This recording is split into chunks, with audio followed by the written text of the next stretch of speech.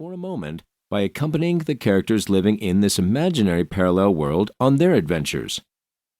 Of course, it is not up to you now to start so high right away with your first book and create your own paracosm, because even Tolkien needed a little longer for that.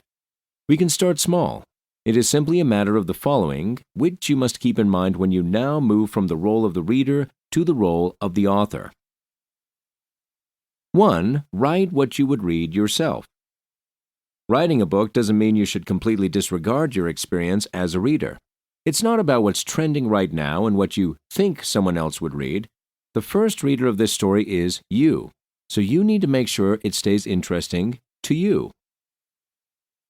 2. Choose a genre. When is your story set? In the present day or in the past? Are there fantasy elements, or are your characters plagued by everyday problems? Is your story based on true events, and does it feature characters from contemporary history? 3. Do your research.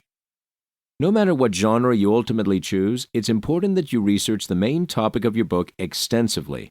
This includes not only historical novels, but also depictions of cultures that may be foreign to yourself.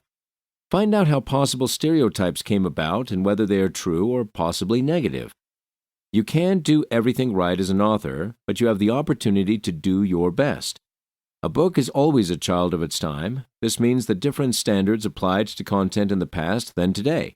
I say this not for reasons of political correctness, but to emphasize that today information is more easily accessible and one has a greater choice of texts, books, and sources, so why not use that for your own purposes?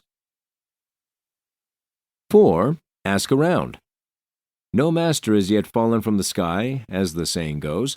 It can be helpful to ask someone you trust for their opinion, but not just like that. Specify what you'd like to know. Something like, do you think protagonist A's reaction is realistic in this situation?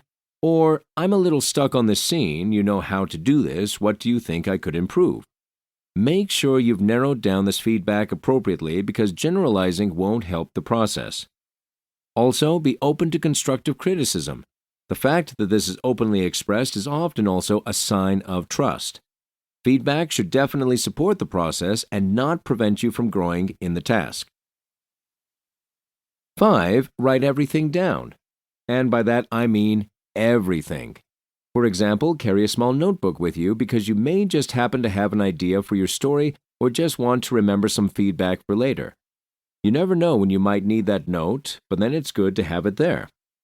The most important thing about the writing process, however, is that it brings you joy.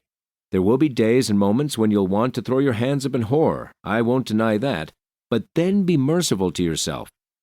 Unfortunately, the muse doesn't always kiss you, but even then you will have to write. In addition to motivation, inspiration, and time, you need another element: routine. A page every day, or half a page every day, until you can trust yourself to do more. Writing should become part of your day if your goal is a finished book. At best, you won't be able to tell the bad days from the good on your finished work, and if you do wonder what on earth you fabricated, there's a solution for that too. Recall how many times you have read, deleted, pushed, and changed your own text. This text in front of your eyes and your head know well enough to become operationally blind. A potential reader knows nothing about it and can get a fresh first impression, so to speak. To be able to concentrate fully on your story, it's a good idea not to work on too many projects at once. You may be someone who has multiple ideas and just as many Pinterest boards for them, but however helpful they may be for inspiration, remembering an image on a board is no substitute for actual active writing. Therefore, 1. A plot and theme. What is the main theme of your book? What type of reader do you want to appeal to, and what is the main message? 2. Presentation. How do you present the content? Does the reader follow a character who has a similar problem and they end up solving it together? Or do you stay factual and explain the problem and suggest ways to solve it? Is it perhaps even a children's book? 3. Level of knowledge. This is especially true for nonfiction books and guidebooks. Is your book suitable for the small basics of a subject area, or should advanced readers be addressed? Or ask yourself the following question: what does your book say that people can find out?